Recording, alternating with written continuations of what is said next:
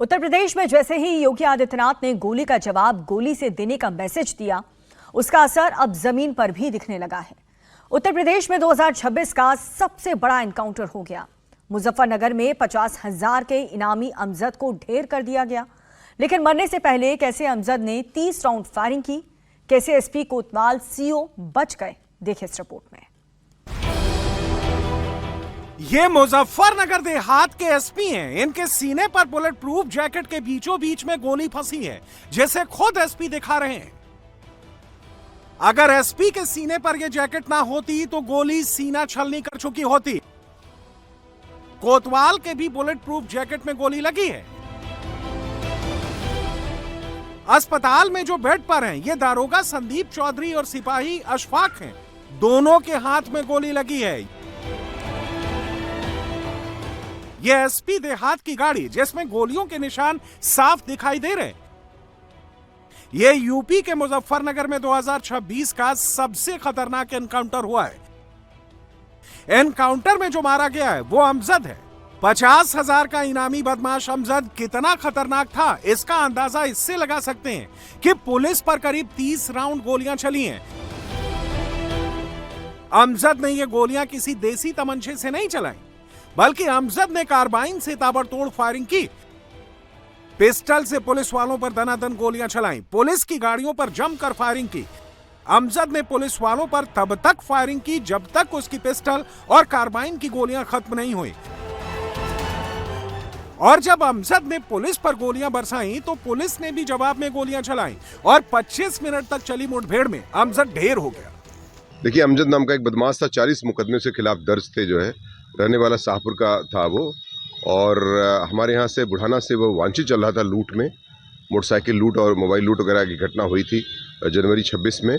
इस प्रदेश में उसमें 50,000 रुपये का इनाम था और पुलिस की टीम लगी हुई थी। टिप ऑफ मिलता है रात में, देर रात में 3 साढ़े 3 बजे के आसपास। तो जब टिप ऑफ मिलता है और हमारी Shahpur SHO Titawi, SHO Budhana, CO Budhana, SPRA के नेतृत्व में टीम लगी हुई थी। उस टीम ने जब उनको ट्रैक डाउन किया तो उसके बाद जो है उन्होंने पुलिस पर फायर किया और 2 बदमाश थे उसमें। एक बदमाश भाग गया था, एक बदमाश पुलिस मुठभेड़ में घायल हुआ। पुलिस पर उसने फायर किया। पुलिस को भी दो आदमियों को, सब इंस्पेक्टर हैं और संदीप कुमार और अशफाक जो सिपाही है, उसको गोली लगी हुई है।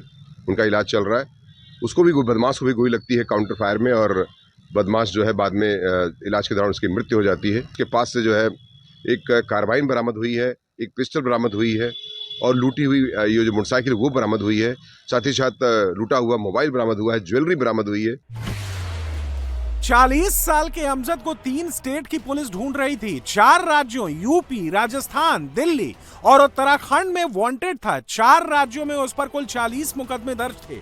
2021 में राजस्थान के चूरू में मुथूट फाइनेंस से 5 किलो सोना लूटा था।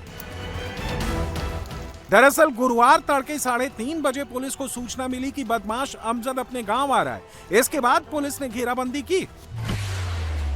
इस दौरान पुलिस ने बदमाश अमजद को कई बार सरेंडर करने की चेतावनी दी, लेकिन उसने कार्बाइन और पिस्टल से अंधाधुंध फायरिंग शुरू कर दी। आरोपियों की ओर से कुल 30 राउंड फायरिंग की गई। फायरिंग में एसपी देहात आदित्य बंसल, CO गजेंद्र सिंह और कोतवाल सुभाष सत्री बाल बाल बच गए। उनके बुलेट प्रूफ जैकेट में गोली लगी। इस दौरान दारोगा संदीप और सिपाही अशफाक के हाथ में गोली लगी।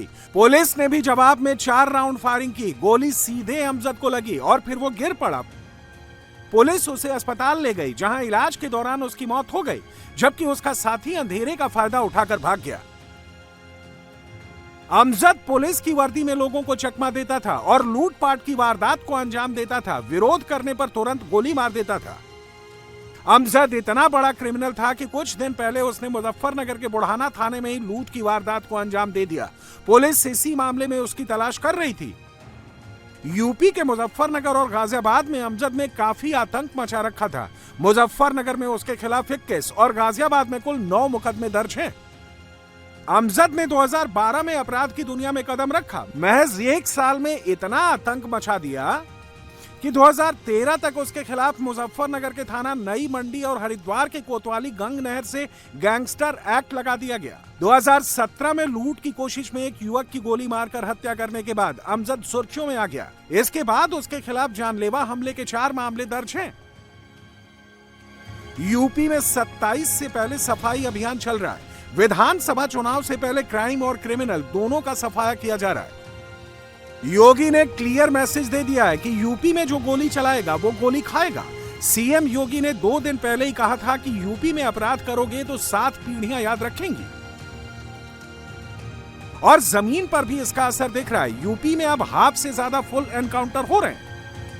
यूपी में फरवरी में सिर्फ 12 दिन में ये तीसरा एनकाउंटर है, जबकि 2026 में सिर्फ 43 दिन में यूपी पुलिस 5 अपराधियों को ढेर कर चुकी है।